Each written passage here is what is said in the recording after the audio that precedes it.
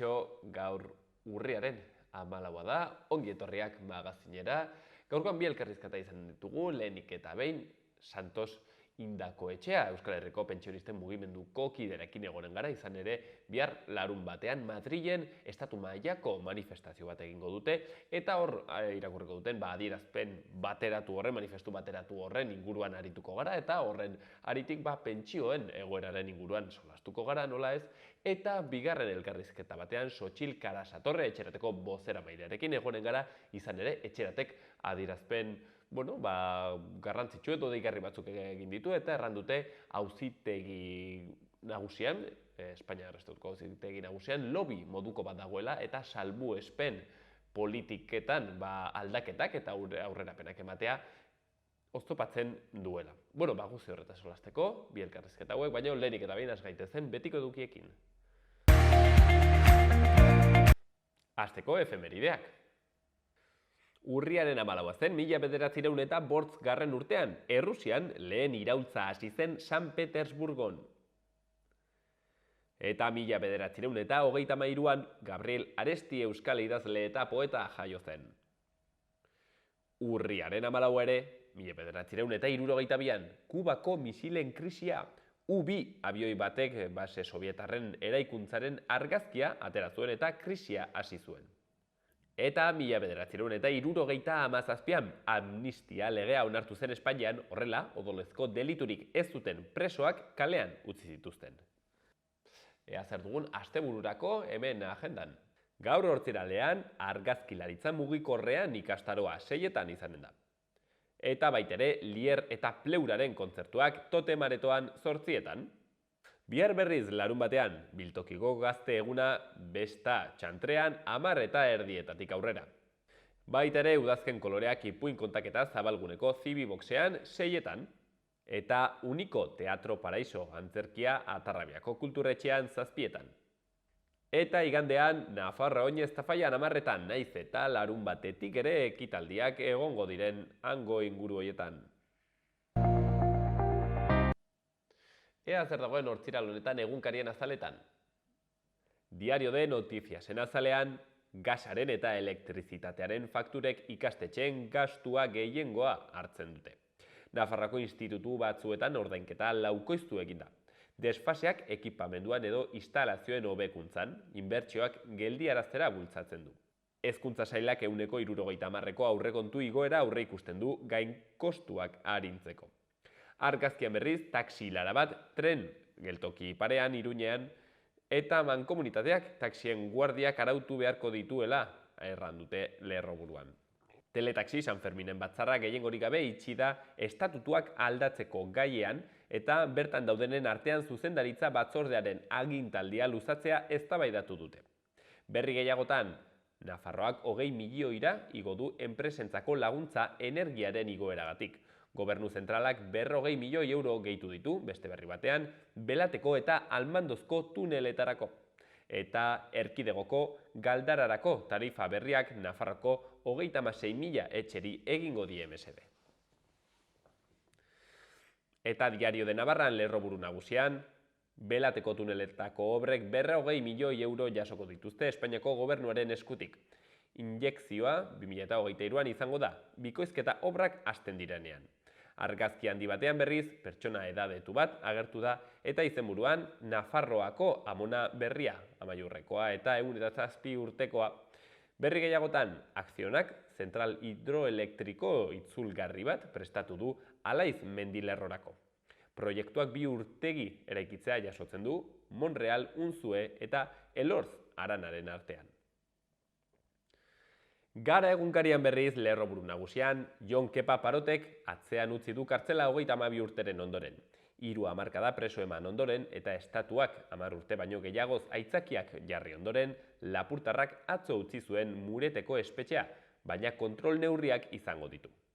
Argazkian berriz, Erreala eta izenburuan, Realak bere graziazko egoera berretsi du xerif jipoituz 3 eta huts, eta Europa Ligeko urrengo faserako txartela ziurtatu du. Berri gehiagotan, energiaren itunetik irtetera doa Madril, eta erreportai batean, independentzia energetikoa etxean ere. Berria egunkarien berriz, espetxetik atera da Jon Parot 32 urteren ondoren, urtebetez etxean egon beharko du preso, baldintzapeko askatasuna lortu aitzin. Bertze 11 preso Euskal Herriratzea adostu dute Espainiak eta Eusko Jaurlaritzak. Argazki handi batean berriz, Mutu Berria, Bilbao eta Apaolaza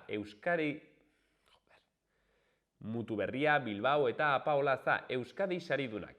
Berri gehiagotan, animalia ornodunen kopurua ia 170 gutxitu da azken 50 urteetan. Eta eskoletan suizidioaren gaia lantzeko plan bat aurkeztu du Eusko Jaurlaritzak. Baita ere, Euskal Herria irratian, pai hizkuntza eredu izanen da datorren ikasturtean. PSNek eta Navarrasumak maiatzean onartutako pai legearen garapena da ingelesa ikasteko programa eredu bihurtzea. Lab Ela Esteilas SK eta Euskalgintzaren Kontseilua legearen aurka azaldu dira. Berri gehiagotan, Kiliki Freskoren hitzak, nire bidea egiten hasteko gogoa dut, baina txil mafia utzi gabe. Azkenik, Maite Mutu Berriaren hitzak ere. Errekonozimenduak asko pozten hau, sekulako bultzada da jarraitzeko.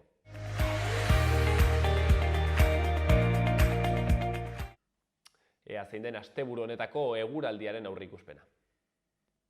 Gaur egunaren lehenengo partean iparraldean zerua hodeitsu egongo da, behodeikin batez ere ekialdean. Bertan zirimiria egin dezakeenik ez dezakegu baztertu, baina oso puntuala izango litzateke. Eguerdi parterako garbitzera egingo du eta arratsaldean giroa eguzkitsua izango da. Hegoaldean zerua oskarbi edo hodei gutxirekin egongo da, goizean agertuko diren lainoguneak salbu. Temperaturak gora egingo du eta giroa udaberri itxurakoa izango da. Larunbatean eguzkiaz gozatzeko aukera izango da momentu askotan, baina arratsaldea aurrera joan ahala, erdi mailako hodeiak eta goi hodeiak agertuko dira, eta barnealdean baita bero hodeiren bat ere. Goizean goiz gainera zenbait lekutan lainoa agertuko da. Hego haizea ibiliko da, indar handirik gabe, eta arratsaldean brisa sartuko da kostaldean. Temperatura maksimoak 25 graduak gaindituko dituzte. Igandean hegoaldeko haizea indartu egingo da eta temperatura are gehiago igoko da. Temperaturaren igoera Kantauri isurialdean nabarituko da gehien eta maksimoak bertan 30 gradura hurbilduko dira. Zerua tarteka hodeitsu ikusiko dugu erdi mailako hodeiekin eta goi hodeiekin, baina oro har giroa eguzkitsua gailenduko da. Egunaren amaieran hodeiak ugarituko dira.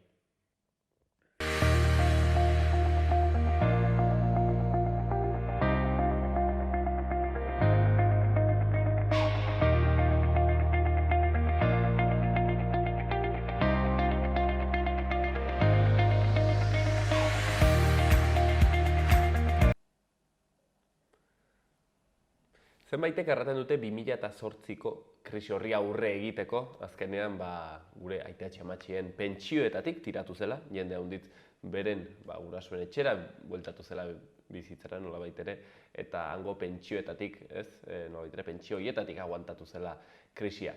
Orain erraten da, negu udazken parte honetan, akaso 2023an, rezesio ekonomiko bat etorriko dela, berriz ere garai gogorrak ekonomikoki. Pentsioetatik tiratuko alda berriro, badago horretarako aukera, zilegia da. Edozein kasutan, azken urteetan gero eta indar gehiagorekin pentsionistak mugitzen ari dira, haien eskubideen defentsan, eta gaurkoan horren aritik ere hizketatxo bat izanen dugu, hain zuzen ere, urriaren 15ean manifestazio bat deitu dutelako, Madrilen aterako dira pentsionistak, eta horretaz solasteko Santos Indako etxe Euskal Herriko pentsiodunen mugimenduko kidearekin gaude. Arratsaldeon, Santos? Arratsaldeon. Hain zuzen ere, atera duzue olako adierazpen, manifestu moduko bat, hor egiten olako analisi txiki bat. Ez dakit, modu sintetiko batean, zein izango zen hor, nolabait ere atera duzuen iritzia edo tesia edo? Bai, ez dakit urte hasieran hasi ginen, sinadura batzuk jasotzen, eskatuz, jazko urteetan galdu genuen KPI-aren igoera berreskuratzeko asmoz. Jaso ditugu 70.000 sinadura Euskal Herri mailan, Euskal Herri mailan, eta gure asmoa da sinadura horiekin Madrilera joatea eta kongresuan zeratzea. Euskal Herriaz kanpo gainera, beste erkidego batzuetatik eta beste herri batzuetatik ere joango dira gure asmo berdintsuarekin. Orduan Madrilen elkartuko gara bihar, 12etan, Neptuno plazan manifestazio bat egingo dugu, jasoko ditugu sinadura guztiak, eta datorren astean eramango dira kongresuko diputatuen kongresura. Eta hori da. Hor eskatzen dugu, kontuan izan behar dugu, jazko pentsio igoeran 2,5 igo zigutela, baina IPC-a igo zen 5,5. Orduan, galdu genituen 3 puntu. 2008 urtean ere antzeko parezido.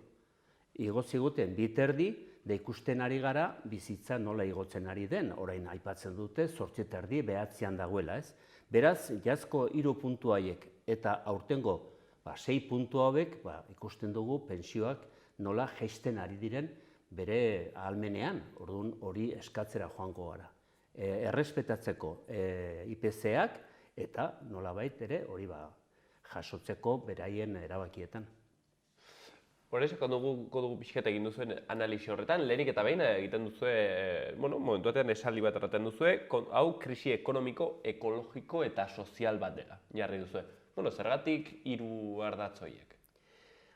Ekologikoaren inguruan, gertatzen ari diren guzti-guztioik ere hor dagoela, ez? Horre ere aurre egin behar zaio, ez dago dudarik, hortan ez badiogu nolabait begirada zabala bat ematen, aurrera begira arazo gehiago izango ditugula.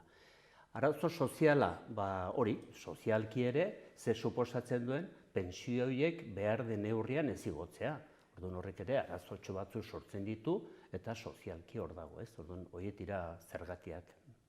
Eta ekonomikoa, erraten genuen bezala, pixkat guzti horren azpian edo dagoena.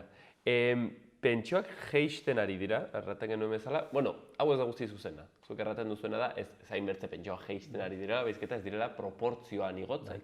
Baina, karo, galdera nik ez dut ekonomia zulertzen, baina, karo, posible da pentsioak igotzea IPC-aren neurri berdinean? Nik uste dut posible izan beharko lukela. Azken finean, guk gauzak erosten ditugu, eta guk erosten ditugun gauza horiek, igo dira beraiek markatzen duten proportzio hortan. Orduan, logika baten barruan, esan nahiko luke, guri igotzen badizkigute erose behar ditugun produktuak, nolabait, horiek erosteko ahalmena izateko mantentzeko, gure pentsio ere neurri berdinean igo beharko litzakela. Ez da hori gertatzen, azkeneko urte asko hauetan ez da holako hori gertatu. Pentsioak, azkeneko, ez dakit, 7-8 urtetan, portzentaia handi bat galdu du. Eta azkeneko 2 urteak dira, lehen esan dudan bezala, garbienak. Jaz, 21ean 2,5 puntu galdu genituen, eta aurten ikusiko dugu zenbat galduko dugu. Karo, baina hor norbaitek igual, Santos errango luke, baina krisi ekonomiko bat etortzen baldin bada, normala da, erosteko ahalmena galtzea, hau da, pobretze orokor bat gertatzen da. Ez dauka zergatik, hori ez lukola funtzionatu behar. Sistemak hola funtzionatzen du. Azkenean krisis bat datorrenean, krisia hori norbaitek ordaindu behar du, eta betikoak ordaintzen dugu. Eta horri aurre egin nahi diogu. Eta orduan hortan gabiltza. Langileak ere oroar, nik uste dut, hortan saiatuko direla, beraien hitzarmenetan eta IPC horren igoera erreala izan dadin, da ez dakit nork asmatutako bat. Eta orduan, hor mantendu behar da, guk ez dugu krisia sortu. Krisia beste batzuk sortu du. Zergatik guk ordaindu behar dugu, guk sortu ez dugun krisia bat. Orduan, hor dago gakoa, ez? Orduan, nik uste dut posible izan beharko lukela, guri bizitza igotzen bazaigu, gure pentsioak proportzio berdinean igotzea. Eta nor sortu du orduan krisia? Topiko bat izango da, baina sistema kapitalistak berak sortu du krisi hau. Eta berak ari da mantentzen krisi hau. Eta kuriosoa da, Madrilgo IBEX-en irabaziak kontuan hartzen badituzu, nola beraiek irabaziak gora eta gora doazen. Eta gero esaten digute krisia guk ordaindu behar dugula. Krisian gaudela hori gezurra da. Hau da, beraik sortutako zerbait, beraien interesengatik, eta orduan hori nolabait beraien irabazia mantentzen segitzeko norbaitek ordaindu behar du bere bolsikotik. Hori da langileak gehien bat, eta kasu honetan pentsionistak ere bai noski. Baino, norbaitek errango luke, kasu honetan hau izan da, Ukrainiako gatazkarengatik, hortik etorri da krisia. Zer erantzun horri? Nik esango nuke, Ukrainiako gatazka nor ari den bizirik mantentzen. da nor ari den Ukrainiako gatazka hortatik irabazia handiena lortzen. Ez gara pensionistak, ez gara langileria ez da, dira beste batzuk, dira betikoak. Orduan, susmagarria da, gerra hori oraindik bizirik mantentzea, ze interesak egon daitezkeen horren atzean. Hori hor dago, eta iritzi hori igual ez da oso zabala, ni pentsatzen dut, interesa handia daudela biziki mantentzen konflikto hori, gatazka hori aurrera. Zen hortik, jende askok eta enpresa askok irabazia handiak ateratzen ari direlakoz. Eta erraten da, gero eta gehiago estatu batuak ari direla izaten, guzti honen, nolabait ere, garaie handienak, ez? Ez du gertatzen zuen, hau ez da errelato bat oso zabaldua dagoena, edo behintzat esplizitua dena. Nik uste dut jende handitze, badura bertze iritzi bat, baina edabideetan normalki agertzen den iritzia bertze bat dela. Olako gatezketan, aurreneko nik behintzat pentsatzen duen izan da, nori egiten dio mesede gatazka honek. Eta garbi dago nori egiten dion da, eta Estados Unidos jankiei egiten die, kriston mesedea hau hola mantentzeaz. Lortzen dute Errusiaren kontra, astakeriak esatea, eta kontuz, nik ez dut Putin jarpegirik aterako, baina lortzen dute hori, lortzen dute Errusia baztertzea, eta beraie badakete horrek zer ekar dezaken. Eta noski, tartean daude irabaziak, petrolioa dela, gasa dela, mila gauza direla, eta beraie beti aurrera, beraien mesedetan egiten dituztelako mugimendu guztiak, eta hor daude emaitzak. Eta Europa beti bezala, ez dakite begiratu ezkerrera, ala eskuinera. Galduta daudelakoz, bi zeran artean, bi potentzioien artean, eta ez dute kriterio propio horik. Orduan, ari dira, armak eta armak bidaltzen Ukrainara, baina azkenean badakigu armak zertarako diren, badakigu zenbat kostatzen den arma horiek bidaltzea, eta gero esaten digute krisia dagoela. Nik uste dut hori gezurra dela. Hau da, gatazka bat bizirik mantentzea, beste interesa batzu daudelako atzean. Santos, atzo hemen egon zen eurodiputatu bat eta zure antzeko analisi bat egiten zuen, beraz, zer nahi dut, akaso geopolitika ere, Santos, baduzula hor, ezakit jakintza bat edo. Ezakit masterrik edo baduzu? Ez. Hori da bakoitzak eguneroko zeran ateratzen dituen ondorioak. Ez du esan nahi nola ere hori dela oso. Badago esperientzia bat ere alakoetan, ez da? Bueno, bai. Azkenean, hainbeste urte irakurtzen, ikusten, ez dakit zer badakin hon, sortzen zaizkizu zalantzak, eta zalantza horiek atera behar dira eta komentatu behar dira. Beraz, Santos erraten duzu nola baitere hau, sortu dela, zekigu zehazki ze arrazoigatik, baina, krisi bat delakoa, inflazioaren igoera, eta zuek horren aurrean eskatzen duzuela erosalmena ez galtzea. Hortik haratago, ez dakit, galdera orokorrago moduan, zer da pentsio duin bat, Santos? Zenbat eskatzen aldugu? Pentsio duin bat eskatzerakoan guari gara gutxieneko pentsioa izan beharko lukela 1.080 euro. Eta ez da kantitate bat okorritu zaiguna eta bota duguna, ez. Europako karta sozialak aholku batzuk ematen ditu, da esaten du, gutxieneko pentsio bat izan beharko lukela soldata medio baten 160. Nafarroan kontuan hartuz, 2.200 bat euro direla soldata tarteko bat, urtekoa, horren kalkuluak eginez, eta ateratzen dira, oraingoz aterako liatzeke 1.200 eta planteatzen dugu seguridad sozialako gastuak direla, eta ez dakit zer badakin hon, 1.080 euro. Pentsatzen dugu hori izan beharko lukela pentsio gutxieneko bat. Ez da kasualitatea izanen, nola ulertzen duten hauek pentsionisten egoera eta orain atera duten datorren urteko aurrekontuen inguruan, zirriborro horretan, bai, esaten dute, 8:30 igo behar dituztela pentsioa, bai. Baina gutxienak kobratzen duten pentsioak uzten dituzte edo igoko dituzte proportzio berean. Eta hori iruditzen zaigu astakeri bat. Osea, hemen inork ez du esaten ez Estatu mailan, ez Euskal Herri mailan, da ez Nafarroa mailan, zenbat pensionista dauden, adibidez 800 eurotik bera kobratzen dutenak. Eta ari dira laguntza kontarako, laguntza besterako, laguntza hoberena pertsonaientzat izango litzake beraien gutxieneko pentsio hori igotzea. Ordu lortuko luke erosalmena igotzea pixka bat, horrek mugituko luke merkadua. Baina ez dira hortan geratzen. Esaten dute dagoela, estatuan dagoela, bizitza politiko guztian egon den ezkertiar gobernu bat. Eta ezkertiarrak hori egiten badute, zer ez du eginen eskuinak ailegatzen denean. Orduan, gutxienez, nik uste dut igo behar zituzkitela pensio, gutxienko pensio horiek, ez dakit, 1.080, baina gutxienez, gutxieneko soldataraino igo beharko lituzke. Zeren, alako, ez dakit datuak hemen baditugun edo, Santos, baina ez dakit ez, egoera egiazki prekarioak badire kasu hondizetan, eta bereziki emakumeen kasuen ez? Hor badago nolabaiteko genero, arrakala potoloa dauda emakume pentsionisten kasuen egoera bereziki gogorra.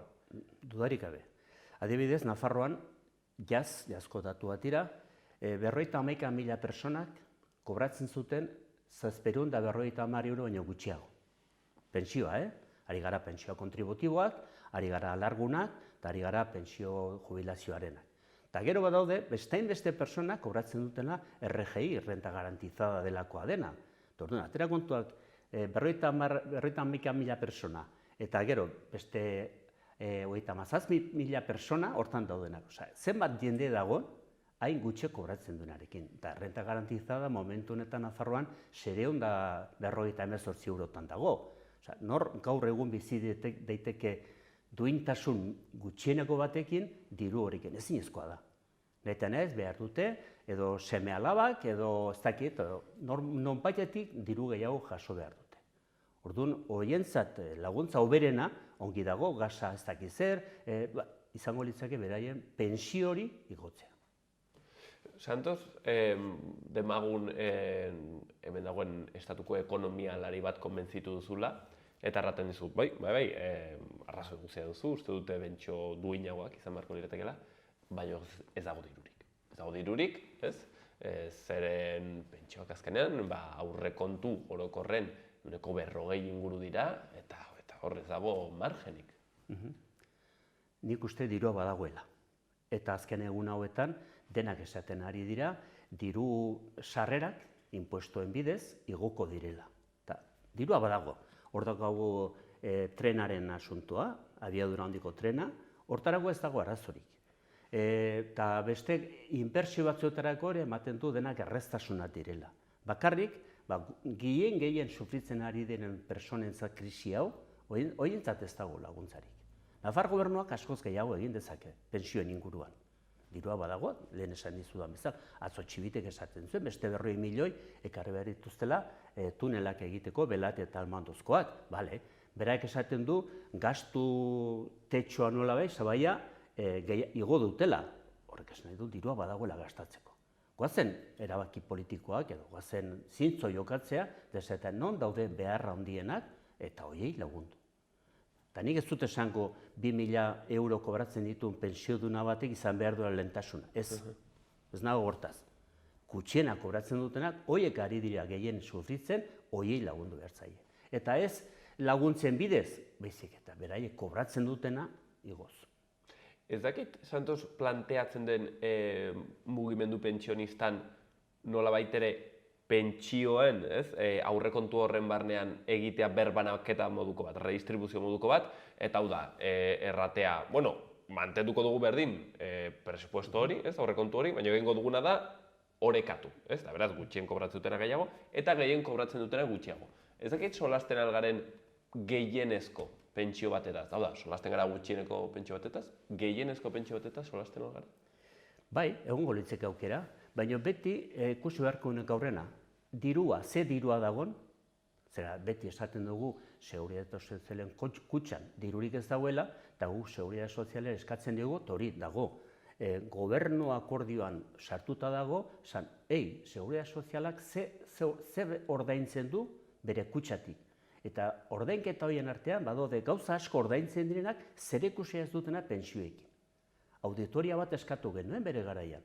Egintzazue auditorio bat, zer diren pentsioekin lotuta dauden erabakiak eta kendu beste guztiak. Eta pentsatzen dugu, Seguridade Soziala pentsioekin egoten diren sarrerakin, egoten diren irterarekin nolabait, ez lukela inolako arazorik izanen mantentzeko diruarekin.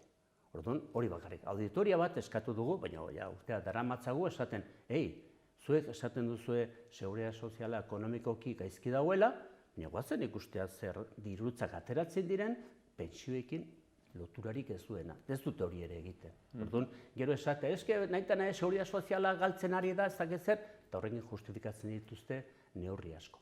Orduan, dirua badago, eta nik uste hau da, ja iritzi personala, ez dukela arazo haundiri sortuko, asko kobratzen pentsio, haundia kobratzen dituzten pertsonoiei pixka bat kentzea, hoiek jakingo balukte benetan beste pentsio horiek igotzea joaten direla. Beti gertatzen da, kendu bai, baina ez dakigu nora joaten diren. Igual izango dira Ukrainiara arma bidaltzeko, baina azkenan hori da. Jendea jakin behar du, bai, ni preste egon naiteke zerbait gutxiago irabazteko, baina ikusi nahi dut zer egite duten ni gutxiago irabazi horrekin. Da hori ez dago bat ere argi. Hori izango zen interesgarria ere ikustea, gehienezko pentsioa igual bai badago, ez dut ezagutzen datuak, baina egia da igual ezin dela kobratu, ez dakit zenbatetik goitia, kaso egongo da 4.000 edo 6.000 euroko gehienezko pentsioa. Nik uste gutxiago dela, baina bai, badaude altuak. Eta hor badago ere, diru gehiago kobratzen dutenak, ordaintzen dute tope hortara. Hori ere, pixka bat, tope hori kendu litezke, asko kobratzen dutenak, igual 6.000, 10.000, ez dakitzen bat diru kobratzen duten horiek kotizazio garaian, kotizatzea beste guztio bezala. Eta gero, pentsio garaia jagatzen zaionean, barduan ikusiko litzake zera. Baina hor badago kontraesan txiki bat bezala, zeren zenbat eta gehiago kotizatu, esaten dute ez, eta kobratu ere proportzio berean kobratu nahi dut. Eta hori, bai. Santos, bertze kontu bat, zuek mahai gainean jarri duzuena da, eta pandemian ikusi dugu hori, pentsioen privatizazioaren kontua, ez dakit, ari da nolabait ere horrekin azken urtetan gero eta gehiago tanteatzen, ez dakit, 2008ko krisiaren ondotik berezik indarra izan zuen, eta kaso erraten genuen bezala, eskuina berriz ere, gobernura iristen bada, aukera hori ere mahai gainean dago, ez dakit, zein da orokorrean horri egiten duzuen, ez dakit, kritika edo... Egia da gobernu honik, eta orain dela ez da izan bat, hilabete onartu zuen kongresuan pentsio pribatuen nolabait zera bat. Irteera puntu bat bezala, eta horiek martxan jarri ziren. Sortu behar zuen enpresa publiko bat, hori denak gestionatzeko, baina hori bukatuko da bankuen esku eta pentsio pribatuak aurrera. Gu ezkin hau den oso ados erabaki harrekin, eta hori aurrera eraman zen, eta oraindik ematen du ez direla gehiegi lantzen hasi, baina hori lentxo eroxago ailegatuko da. Eta hemen, azken finean, sistemaren proiektua da pentsio guztiak privatizatzea. Eta, horrek suposatzen delakoz, diru pila mugitzea, eta horrekin irabazia dauzkate. Noiz ailegatuko den, zenbat urtera, ez dakigu, baina asmoak horiek direla dudarik gabe. Hemen pentsioa privatizatu nahi dira, eta beste herrialde batzuetan, Europa mailan eta horietan ikusten da, zein den beraiek aurrera eraman nahi duten proiektua. Eta zer erantzungo zenuke, Santos, honekin bukatzen dut, horren defentsa egiten duen norbaiti. Erraten duena, ez haizu, zu jubilatu ondoren irabazi nahi duzun hori, zu joan beharko zara aurrezten zure bizian zehar, eta zuk ikusi beharko duzu zer gastatu eta zer ez. Hori zure kontua da. Elkartasuna zera bat da. Azken finean, alduenak egin dezake pribatua gehi publikoa. Baina gutxi irabazten duenak pribatuan ezin du ezer jarri. Trampa bat, azkenean alduenak beti hobetu ahal izango du, pribatu edo publikoaren bidez, baina gutxienarekin zer egiten dugu. Ordaindu ezin duenarekin zer egiten dugu. Claro, igotzen badiogu gutxieneko pensio hori, igual, posible izango luke. Hemen da elkartasun asuntu bat, eta seguridad sozialen papera eta pensioenen papera hori izan beharko luke. Asko kobratzen dutenak, igual, ez hainbeste kobratu, pentsio gutxiago konpratzen dutzen mesedetarako. Eta hori izan beharko luke ideia nagusia. Santos, bihar Madrilen beraz, Neptuno plaza horretan elkartuko zarete, eta, hausen aldarrikatzera, erraten zenuten bezala, sinadura guzi horiek, gobernuari helaraztera. Ez dakit, zein izango zen, nolabait ere, pixket ideala, zein izango zen, gehien postuko zizuen nolabait ere urrengo pausoa edo gobernuaren erantzuna? Euskal Herritik joango gara 10 autobusa, 250 pertsona, joango gara 4 herrialdetatik, eta pentsatzen dugu sinadurak lehen esan dut 70.000 sinadura eramango ditugu, eta gure asmoa ze izango litzaken, gobernuak entzutea eta soldata edo pentsioen igoera hori benetan aurrera begira aplikatzea KPI-ren arabera. Eta ez asmatzen dituzten matematika formula oso raro batzuk, baina zerikusi gutxi dutenak IPC realarekin. Orduan hori eskatuko dugu. Gero eraberan ere, pixka bat hasiko gara prestatzen azaroaren 19an egin nahi dugun mobilizazio handi bat, eta hor ere egingo dugu estaduko plataforma batzukin, bihar egongo diren plataformekin, eta hor emango zaio ere irteera puntu bat bezala 19ko mobilizazio hortarako. Orduan hori da asmoa, eta hor pankarta bat joango da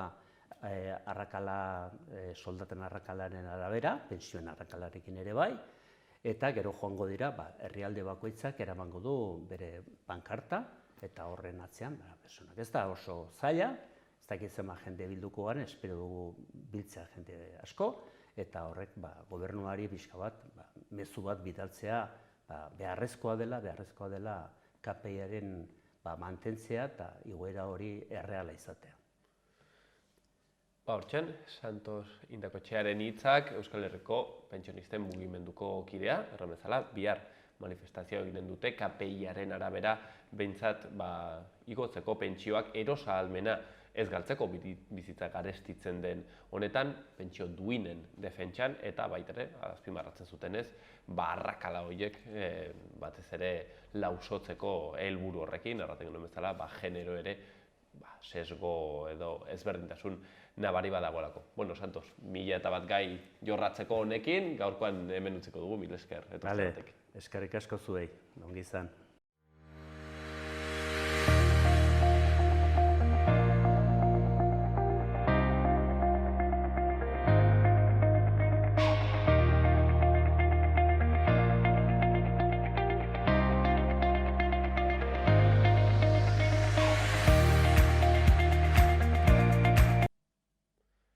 Ikus dezagun, Iruñeko udalean ze albiste daude.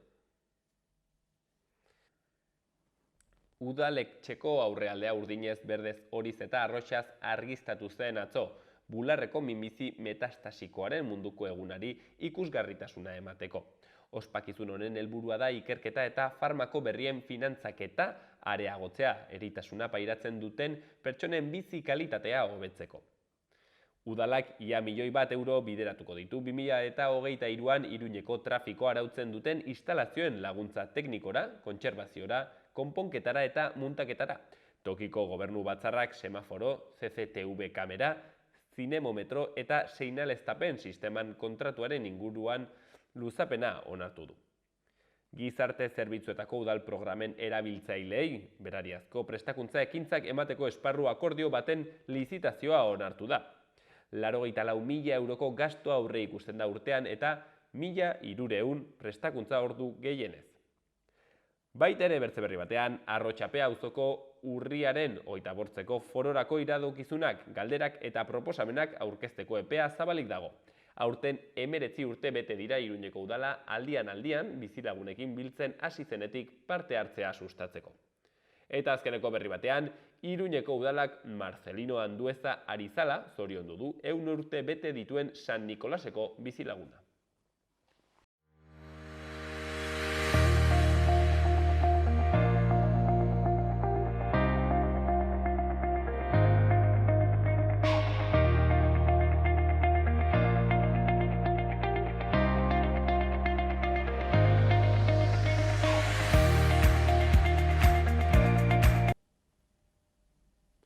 Azken aldian, Euskal Preso gero eta gehiago, Euskal Herrira hurbiltzen ari direla, ikusten ari gara, berrietan handik hemendik agertzen ari da, pixkanaka, hau gertatzen ari da, baina, hala ere, etxeratek salatu du, nolabait ere, auzitegi nagusiak oraindik ere oztopoak jartzen dituela, balaztak, nolabait ere, trabak, horretan salbuespen politiketan, espetxe politiketan aurrera pausoak edo aldaketak emateko.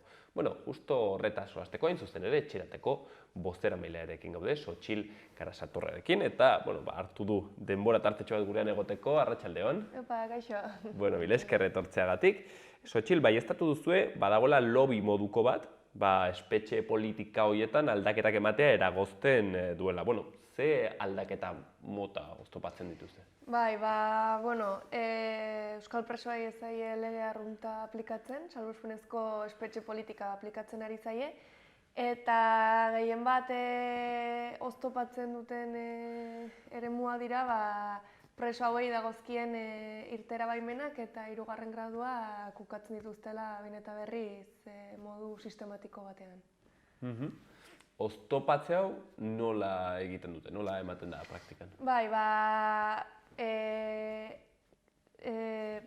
Tratamendu batzordeak, hau da, presoekin harremanetan dauden profesionalak, psikologoak, gizartelagiak edo espetxean dauden profesional hauek balorazio bat egiten dute presoena.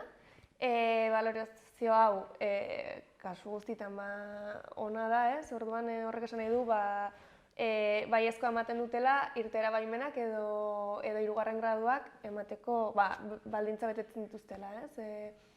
Eta balorazio hau edo espetxetik datorren balorazio honi Audientzia Nazionalak ukatu egiten du eta Audientzia Nazionalean dagoen epaile batek ez ditu presoak ezagutzen, ez daki benetan ze baldintzetan dauden, ze baldintza betetzen dituzten, eta modu sistematiko batean ukatzen ditu 3. gradu edo irtera baimen hauek. Labaitere, tokiko balorazio teknikoak zapuzten dira, alboratzen dira Auzitegi Nazionaletik. Hori da. Eta hemen zer gertatzen da, erran edut Auzitegi Nazionalean badago, ez dakit erraten duzuek lobby bat, zer da lobby hau, norek osatzen du? Badaude eremu ezberdinak, batetik badaude komunikabideak, mendekoan oinarritutako diskurtso hau zabaltzen dutena jendartean. Baita ere badaude eskuin muturreko edo eskuineko alderdi politikoak hau bultzatzen dutenak. Audientzia Nazionala, noski, bera delako azken pausu hau oztopatzen duena. Eta baita ere badaude biktimen eragile batzuk indar handia hartu dutena eta ere presio asko egiten dutena hau gertatzeko. Baita ere Audientzia Nazionalean dauden juristak eta erraten aldugu badutela sesgo moduko bat. Hori da. Beren jatorriagatik edo haunditzetan erraten dugu estatuko posizio horietan erabat demokratikoa izatea pixka zalantzazkoa dela, hori da egiten den pixket kritika. Zergatik uste duzu hala ere oztopatzen dela guzti hau, momentu batean aipatu duzu orain pixket mendeku errelato bat sortzen dela edo borondate horrekin, baina zure ustez zer dago honen atzean, zergatik bilatzen da honekin, ze interes egoten alda? Pixka bat ere gatazkaren gai hau luzatzea, bizikidetzaren alde gaude Euskal Herriko gizartearen gehiengoak, eta nahi hau ez dute errespetatzen, luzatu nahi dute egoera hau alden gehiena, eta 11 urte dira eta ez dagoenetik, baina gure senide presoek egoera ia berdinetan jarraitzen dute, haien kondena osori betetzen, eta dagozkien eskubideak urratuak izaten dira behin eta berriz. Eta, errelato horrekin jarraitzak ze onura badu haiet, pentsatzen dut egin batean elektoralak izango dela, alderdi batzuen dako, baina edabideen kasuan, Auzitegi Nazionalaren kasuan, hor interes elektoralak akaso difusoagoak dira, ez dakit, nola azaltzen? Esan dugun bezala, lobby hauen presioaren menpe ere egotea izan daiteke, eta lortzen duten bakarra da gure senide presoen sufrimendua luzatzea, direlako urte pila bat haien sufrimendua hasi zenetik, eta oraindik ere 180 preso jarraitzen dute, eta ez dute, eta guk eskatzen duguna ez da onura bat, baizik eta haien eskubideak errespetatzea eta dagozkien baldintzetan espetxe politika arrunt bat aplikatzea. Karo, eso Txile hemen, pentsatzen dut, jende handitzek, ez? Hor dago, azkenan tentsio puntua edo eztabaida nagusia, da salbuespen kontuaren inguruan. Zeren, ez, aipatu duzu orain, ez dela onura kontu bat, baizik eta eskubide kontu bat. Baina, norbaitek errango du, haizu, baina hauek etako kideak ziren, eta niri arrasongi iduritzen zait, hauek salbuespenezko espetxe politikak izatea. Zer erantzun hori? Badela garaia bizikidetzan aurrera egiteko, ez? Urte askoko gatazka bat izan dela, beste marko historiko batean gaudela. Eta gainera, preso batek bere kondena betetzen jarraitzen duela 3. graduan edo irtera baimenekin, bere kondena jarraitzen du. Gauza da, dagozkion baldintzetan egongo zela, eta ez, gainera, egon dira preso asko, kondena osorik betetzeaz gain, kondena oso hori 1. graduan bete izan dutenak. Eta berez progresio bat egon beharko da, presoak progresioa egiten duen bezala, gradu progresio hori ere eman beharko da. Eta orain lortu dugu preso guztiak 2. graduan egotea, ez dago inor 1. graduan, baina duela 2 urte denak zeuden 1. graduan edo ia denak. Karo, salbuespen politika hauek, ez dira bakarrik lehenago edo beranduago ateratzen hola baitere espetxetik, baizik eta baitere espetxe barnean dauden baldintzak, ez? Zein dira horre ezaugarri nagusiak, modu sintetiko batean? Bai, nagusienak hori ez, presoek baldintzak betetzen badituzte, irtera baimenak ematea, hau da, 3 eguneko irtera baimen bat, ez du esan nahi kalean dagoela, espetxen jarraitzen du, baina dagozkion eskubideak disfrutatzen ari da, ez? Eskubide bada. Edo 3. graduan egotea, ez du esan nahi ja kondena bukatu dela, kondena jarraitzen du, baina beste baldintza batzutan. Gero baita ere, esan dudan bezala 1. gradua erregimen itxiena da, orain ez dugu presorik hor, baina hori ere beste ezaugarri bat zen salbuespenezko espetxe politikarena, ez? Gradu itxian egotea, eta ez bakarrik 1. gradua, isolamenduan ere preso asko, urte asko zegon dira. Isolamendua da erregimen bat, pixka bat zigor moduan espetxean, baina egun batzuk, ez da urteak egoteko erregimen bat. Eta gure preso asko, urte asko eman dituzte isolamenduan bakarrik, 4 ordu bakarrik ateratzen patiora. Orduan, espetxe barruko baldintzak ere normalizatzea ez, espetxe politika humanitario bat egitea da eskatzen duguna. Eta bertze kontua horrekin ere, salbuespenekin da urruntzearena, ez? Hori da. Ez egotea Hego Euskal Herrian. Hori da, duela, gobernuko presidentea duela 4 urte esan zuen, gerturatzen hasiko zirela. 2 urte pasa ziren hori hasi zenetik, eta ere duela 2 urte hasi zen gerturaketa hau ematen, eta oraindik ere 31 preso jarraitzen dute Euskal Herritik kanpo. Gerturaketa hau eman da oso motel, duela 2 urte hasi ziren ostiralero 5-6 preso mugitzen, hori ere senidentzat ruleta ruso bat izan zen, ez? Ez zenekien noiz mugituko zuten zure senidea, ostiralero gonden dena begiratzen ea norri tokatu zaion mugitzea, eta gainera zen izan zuzenean Euskal Herrira, baizik eta 2 bote moduko egon ziren. Lehena, bazuden presoak Andaluzian, Galizian, 1000 kilometrotara, lehenengo botean ekarri zituzten 200 kilometro inguru, izugarrizko zama kendu dietela senidei, baina ere 200 kilometro dira, joan datorrean 400 kilometro. Eta gero ja 2. bote horretan kartzen ari dira Euskal Herriko espetxetara. Baina oraindik ere 31 preso jarraitzen dute Euskal Herritik kanpo, eta ja 2 urte pasa dira hasi zirenetik.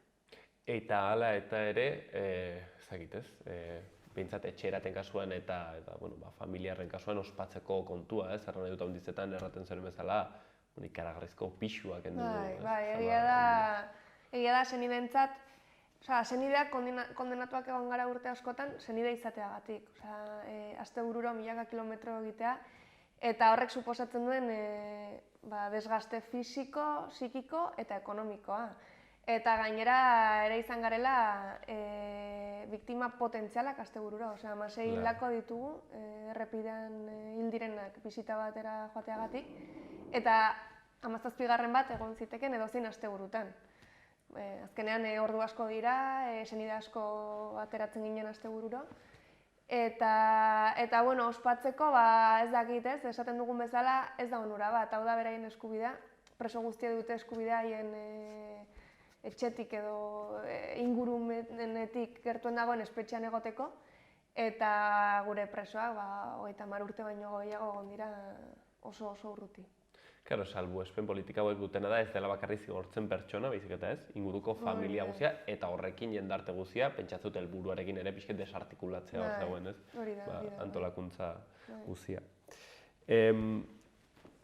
Salbuespen politika horiek gabe, gaur egun, ez dakit zenbait jende egongo zen kanpoan edo nola izango zen ezberdintasuna? Badaude ez, matiz ezberdinak eta ezin da zehazki esan, baina, 180 preso daude, eta ia 50 kondenaren 3 laurdenak bete dituzte. Hau nahi du ja baldintza bada hori 3. graduan egoteko.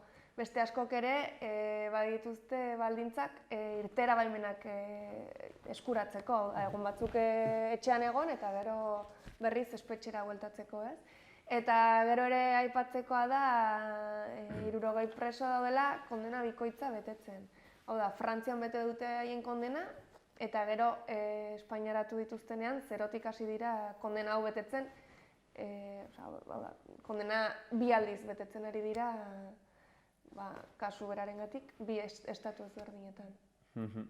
Ez dakit, badagoen zerbait egiterik nola bitaren lobby hau hausteko edo ez dakit orain zer egiten alda honekin, ez? Aipatzen duzu hor badagoela nola baitere ez, oztopo guzti horiek, Madriletik etortzen direnak, ez dakit, etxeraten kasuan edo Euskal Herriko jendarte bezala bentsatzuen buruz zer egin daiteke? Guk uste dugu mobilizatzea oso garrantzitsua dela, ez? Lortu dugun guztia horregatik izan da, jendartearen mobilizazioarengatik, gero ere politikoki eta instituzioetan ere lan egin dugu, baina batez ere uste dugu jendartearen nahia betetzeko ordua dela eta jendartea dela mugitzeko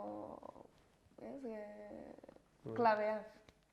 Hori erratzen duzula, dituzit aski interesgarria zeren, hor badire ez dakit, Euskal Herriko 11 herritan, hortziraletan ateratzen direla hor pankarta batekin, batzutan eguraldi txarrarekin, batzutan gutxi zanten, bertan gehiago, eta karo, batek momentu batean galdetzen duen, honek, balio du zerbaiten dako? Ateratzea manifestazio hauetan, dela azkenen urtetako, lana, desgastea, badu balioa horrek? Azkenean ikusten da hor gaudela, batez ere presoek argi izan dezaten hor gaudela, ez daudela bakarrik, eta gainera ere ikusteko jendarte, Euskal Herriko gizartearen nahia hori dela eta jende askok hori nahi duela. Eta ez bakarrik txiki horietan, Bilboko manifestazioan hor ere ikusten da, azkenean txikitan sakabonatuta gaude, bakoitza bere herrian, baina nazionalak egiten direnean ikusten da, zenbat jendek eskatzen duen, esaten dudan bezala, ez onurak, baizik eta eskubideak errespetatzea. Hori, Euskal Herriari dagoekinez nahiko kontu berezia da, ez? Erra nahi dut, ez dakit, bertze tokietan ala gertatzen alko litzatekeen, baino egon den, ez dakit, komatxo artean, baino zaintza hori, ez? Eta herri mugimendu guzti hori, ez? Egunerokoan zaintzen duen, ostra, hori kontu berezia da, Europa mailan eta ez dakit mundu mailan ere. Eta presoentzat ere izugarrizko babesa da, eta horrela, eske, badakite bakarrik ez daudela, eta horrek ere aurrera egiteko, ez? Indarra ematen die. Txil, ez dakit baduzuen orain ertain motzean mobilizazioaren bat edo aurre ikusita? Urtarrileko manifestazioa, urterokoa, potentea izatea espero dugu eta horrela izango dela uste dugu eta beste urte batez ere eskatuko dugu gure senide presoen eskubideak behingoz errespetatzea eta bizikidetzan behingoz aurrera egitea.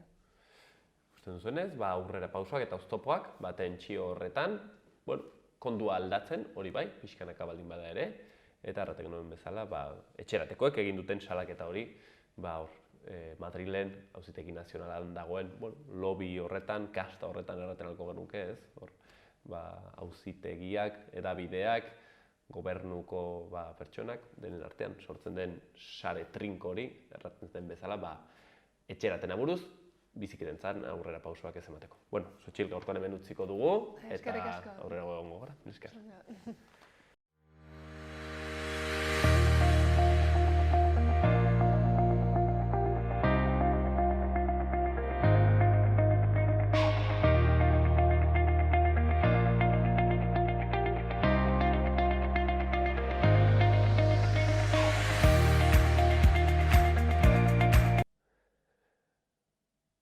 Eta duela gutxi ere, Xaloako Kamarak parlamentuan ibili ziren erditzen kontuaren harira zenbait galdera eginez parlamentariei, eta, haien erantzun horiekin utziko zaituztegu. Hemen, gu bagoaz asteburuan deskantsatzera, zuek ere, pasa asteburuan, eta astelenean berriro ere hemen ikusiko gara.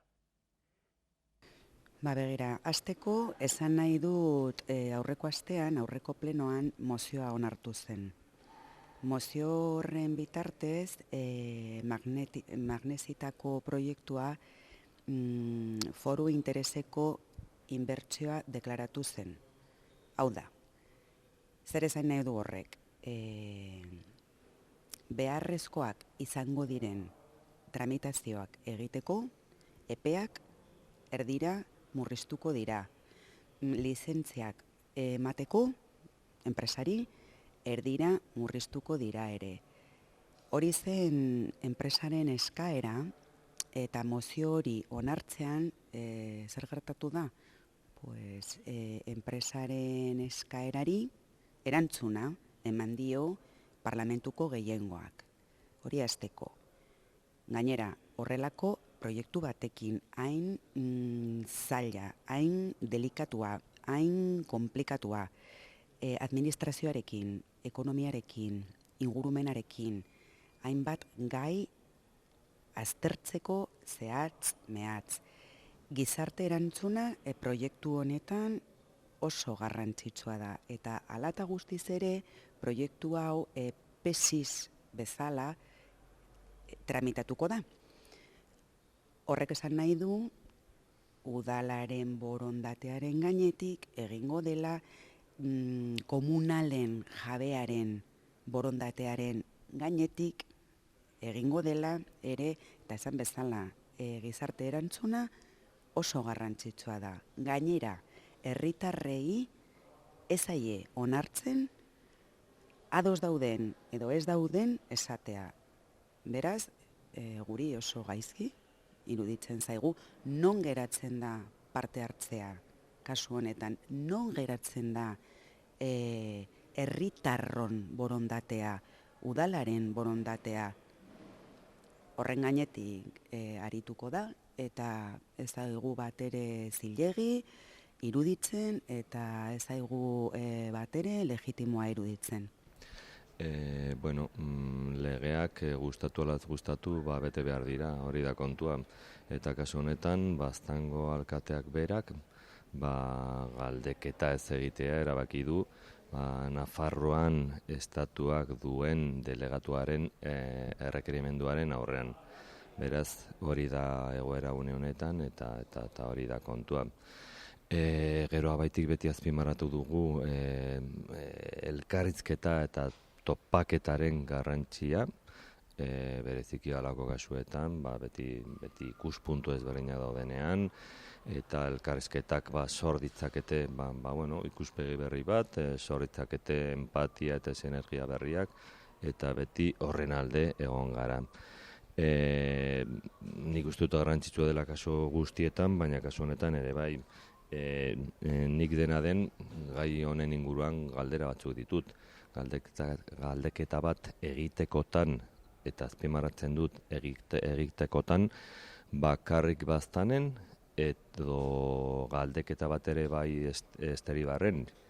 Esteribarren eta Baztango udalen buruek ikuspuntu berbera dute, alde horretatik, edo udalek, edo azken finean biena delako zonalde hori.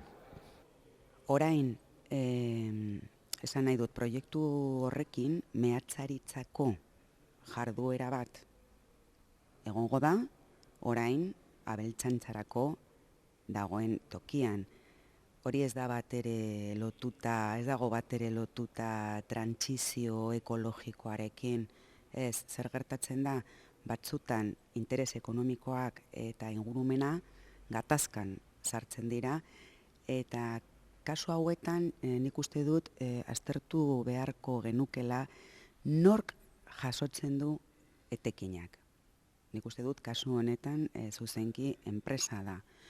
Gainera, badaude aurrekari judizialak beste magnesitako proiektuetan, Zilbetin, Erroibarren, esan nahi dut, bidea ez da bat ere erraza.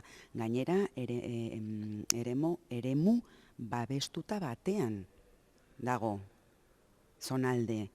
Eta esan nahi dut, beste epaiak indargabetu, baliogabetu dituzte beste proiektuak hirigintzarako, aktibitate ekonomikoetarako, hori ja gertatu da. Beraz, ez da bat eregarria biodibertsitatearekin, ekologiarekin eta ingurumenarekin. Bizitzan dena ez da txuria edo beltza. Kolore ezberdinak daude, tartean grisa, eta transizio hitzak berak egoera batetik, eredu batetik beste batera, epezehatz batean aldaketa esan nahi du. Beraz, badago paso eredu batetik beste batera, epezehatz batean, ez batean, eta hori azpimarratzekoa da.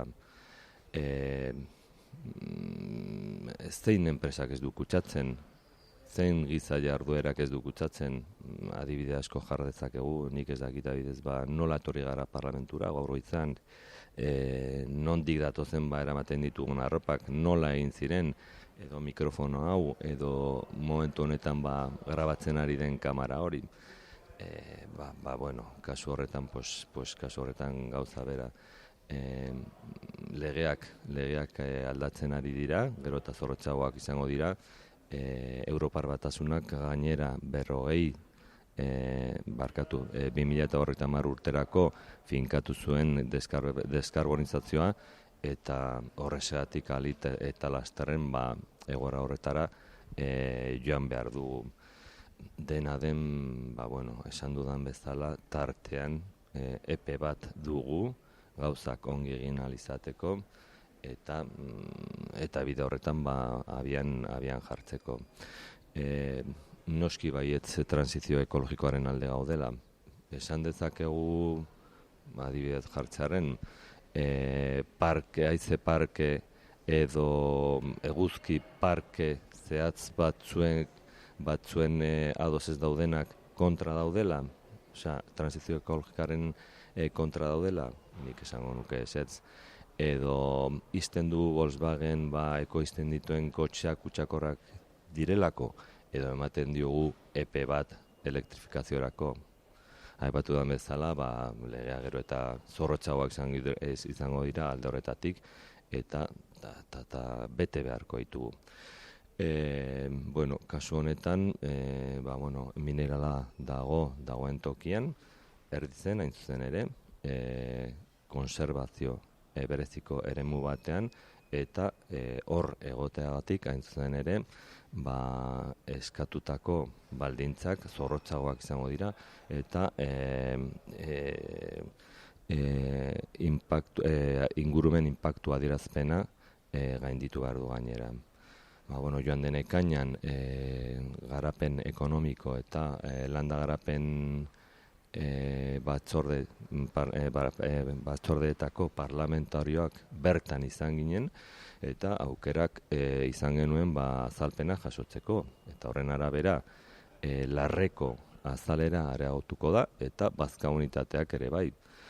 Eta aldi berean, esan ziguten, iaia aldi berean izango zirela, bai ustiapena eta lehen gorretxaren faseak.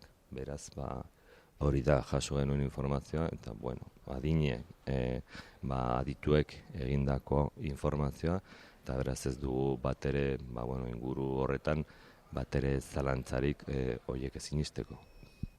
Hori da oso galdera ona, batzutan, askotan, enplegua erabiltzen da aitzakia bezala, horrelako proiektuetan, baina galdera ona, zer gertatuko da? Oraingo abeltzaintza desagertzen bada, erabilera tradizionalak desagertzen badira, zer gertatuko da proiektua amaituko denean? Enpresak etekinak jasoko ditu eta lanpostuak desagertuko dira. Eta esan bezala, oraingo erabilera desagertzen bada, oso galdera ona da. Nik uste dut lanpostuak desagertuko direla bai.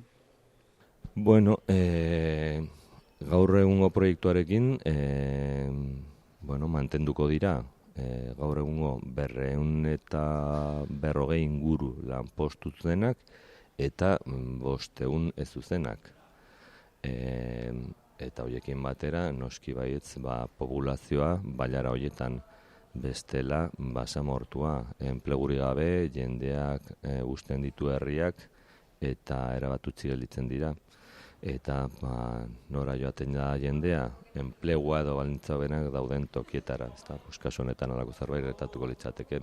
Beraz, proiektu honekin pentsatzen dugu bereziki Esterribarko udalak, une honetan Ezker Abertzaleen eskuetan dagoena, irabazten dituela 25 urte, beste motako inbertsioak bilatzeko, beste motako enpresak abian jartzeko, beste ideia berriak, beste proiektu berriak abian jarri alezateko, eta horiekin batera purka bada ere enplegu berriak sortzen joan ahal izateko. Gai librea aste honetan, datorren plenoan, ostegunean, galdetuko diot garapen ekonomikoko kontseilariari silenciosos falces enpresari buruz. Hori da faltzezeko enpresa bat, 30 langilekin, ja esan dute itxiko dutela, eta kasu honetan jakin nahi dugu ea ze ahaleginak, ea ze kudeaketak egin dituen Nafar gobernuak enplegua mantentzeko. Faltzez da herri txiki bat, enpresa garrantzitsua da zonalderako, eta esan bezala jakin nahi dugu ea zer kudeaketak egin duten, uste dugulako enplegua bai, ala bai, mantendu behar dela, eta nik uste dut datozen hilabetetan horrelako kasuak aurkituko ditugu gustatuko zaigun, baino askotan bai. Azken egun hauetan hemen parlamentuaren aurrean konzentratu dira, mobilizatzen ari direlako foruzainak, beraien eskubideak aldarrikatzeko. Joan den legealdian garatu zen, utzi zen idatzita Nafarroko poliziaren legea, baina zoritxarrez ez da garatu, ez da erreglamendua garatu, eta haiek eskatzen duten hain zuzen ere hori da. Ramirez jaunak aitzakia ezberdinak atera ditu, baina bai gobernuan daudenok eta kanpoan ere bai beste talde politikoek ere eskatu diogu Ramirez jaunari garatzea foruzainen eskubideak bermatu ahal izateko. Eta aprobetxatzen dut aukera hau gauza bera eskatzeko ere.